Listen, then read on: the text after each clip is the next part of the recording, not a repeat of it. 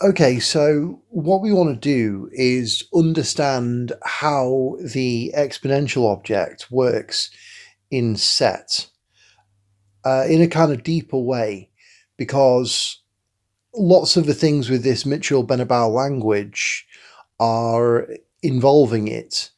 And the point is that in sets, um, you just need to know what's going on with the points. So we're talking about various sub-objects, functions, exponentials, classifying arrows, etc.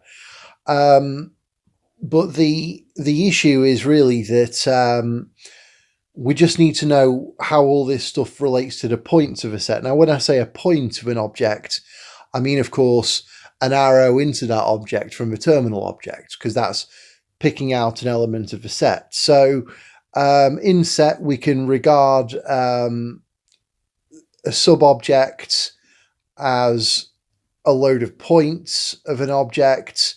If we know about the points, we know about what the sub-object is, etc. And also, this gives us a way to understand an important thing, which is the way that the evaluation arrow works.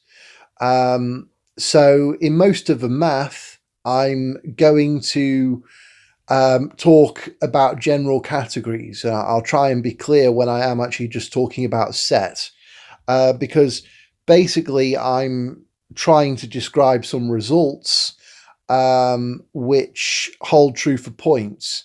So the first thing we want to do, because I mean, very often, when you first deal with exponential objects, you know that there's this equation which is basically telling you, corresponding to that sort of exponential triangle commuting. You know that happens, and this basically is sort of the main thing you know. You know that there's, for every arrow from a pair to another one, there's this transpose, which makes this triangle commute. And that's the way you understand how the evaluation arrow works. But I mean, really, the evaluation arrow is just going to be an arrow from b to the power of a times a to b, and it should work for any inputs. And so in set, we really just want to understand what happens when how this evaluation arrow works for general inputs. We don't want to have to always think about how can we line things up properly with transposes and those triangles and so on. We want to just understand how the evaluation arrow works. So, I mean, the way that the evaluation arrow works, if we can understand it point-wise, then we can understand it in set. So we have these two results, which are pretty critical in this regard. And then we're going to see what these mean for exponential objects and so on. So the first one then, each point of b to the power of a is the name of an arrow from a to b. Now, I'll explain what I mean by the name of an arrow shortly, but then the second point is that doing a val on a point of b to the a paired with a point of a yields the same point of b as we obtain by applying the arrow that the point of b to the power of a is the name of to the point of a. Okay, and when I say point of, I mean arrow from the terminal object to. Okay. Now, let's see what all that stuff means.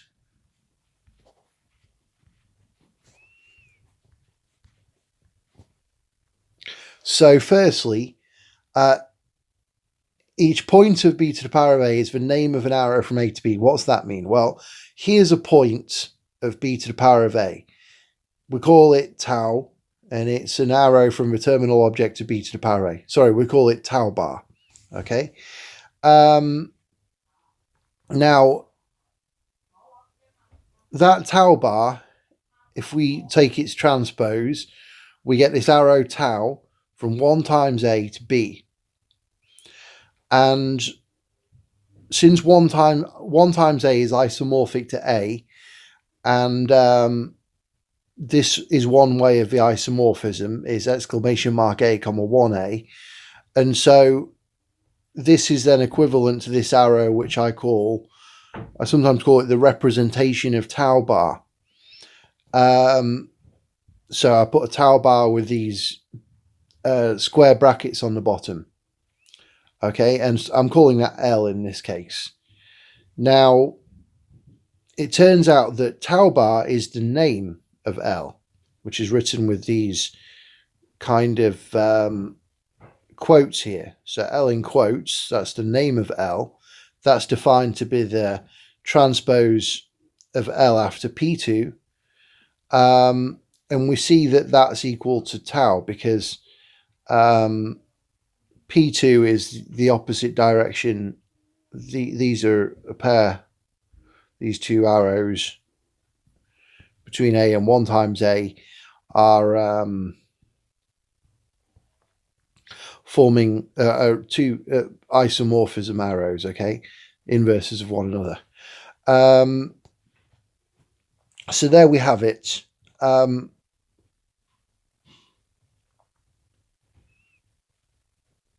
We have that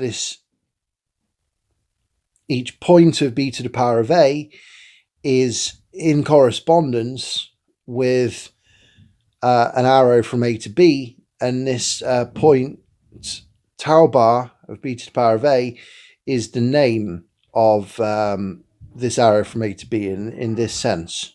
Okay.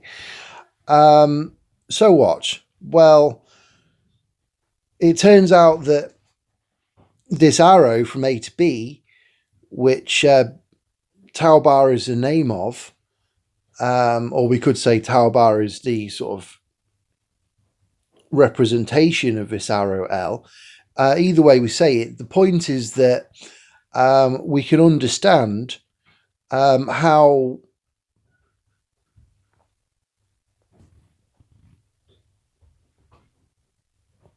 eval works now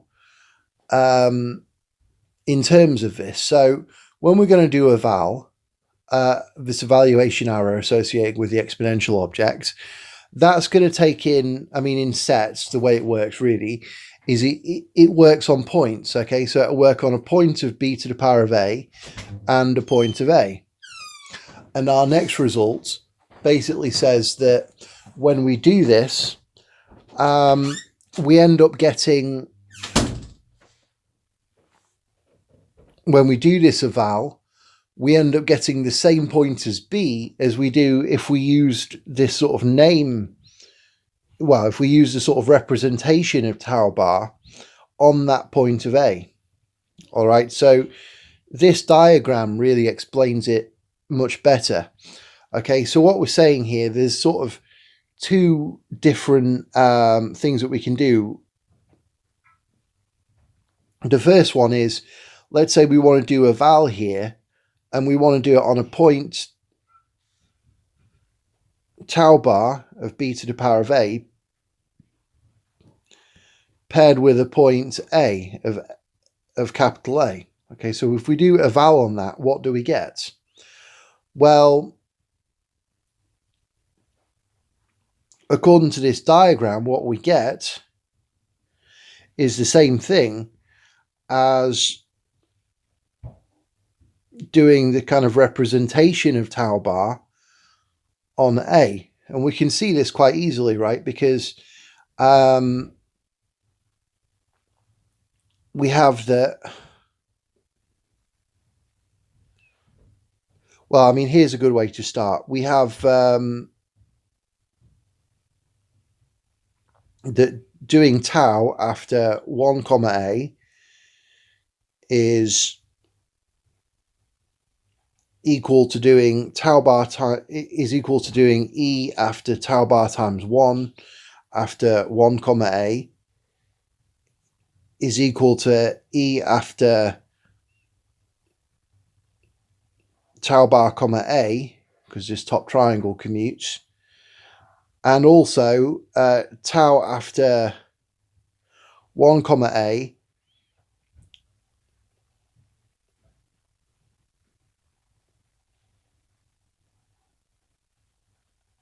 is equal to tau after exclamation mark a comma 1a after a, which is equal to the representation of tau bar after a.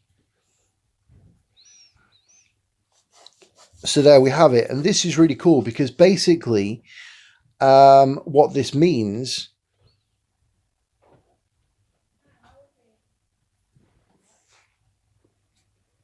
is that we can understand how a val works. Because when we're doing a val on any point of b to the power of a, using any element of a, all we do is say, well, we have this point of b to the power of a. What's the arrow from a to b that is the name of? And that'll be this tau bar with the square brackets on the bottom, which formally is tau after exclamation mark a comma 1a. And if we just get that arrow and we do it on our a, we get the same result. So we know now how evaluation works in sets in general.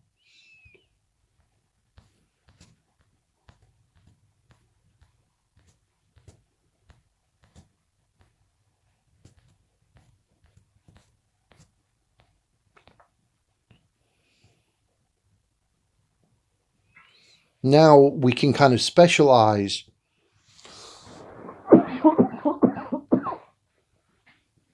our understanding. I mean, we can specialize what we know now to the case where b is omega. Okay, so each point of omega to the power of a is the name of a classifying arrow of a subobject of a. All right, so if we have a point of omega to the power of a,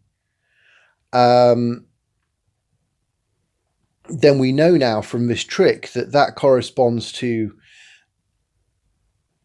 well, that point will be the name of an arrow from a to omega. And that in turn will correspond to a subobject of a. So now we see exactly how the points of omega to the power of a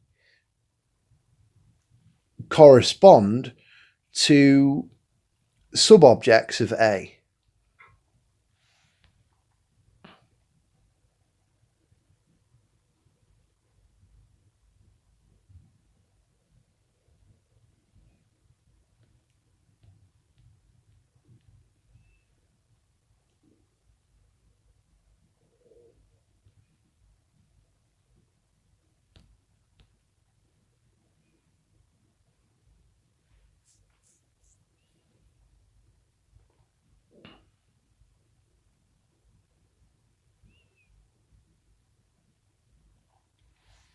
And again, we have another result, which is sort of just, it's like result 2, but in a special case where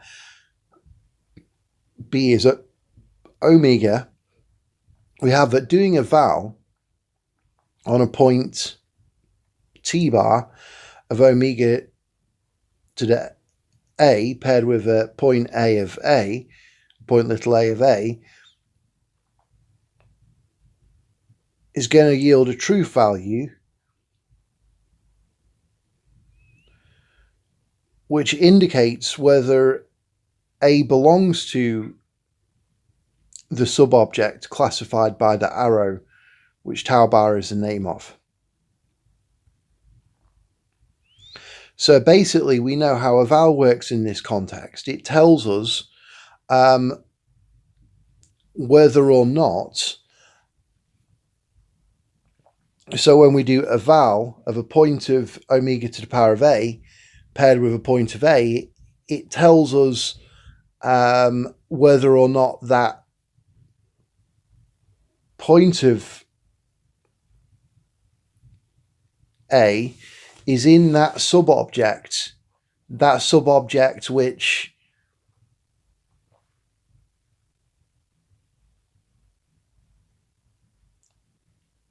the realization or representation, I should probably call it the realization of our point of omega to the power of A is the classifying arrow of. It tells us whether that little a is going to be in the sub-object classified by the realization of our point of omega to the power of A. And when I say the realization of our point of omega to the power of A, I mean the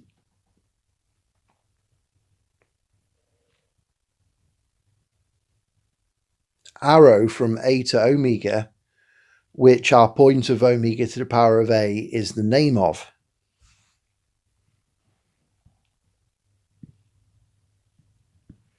So I mean this thing.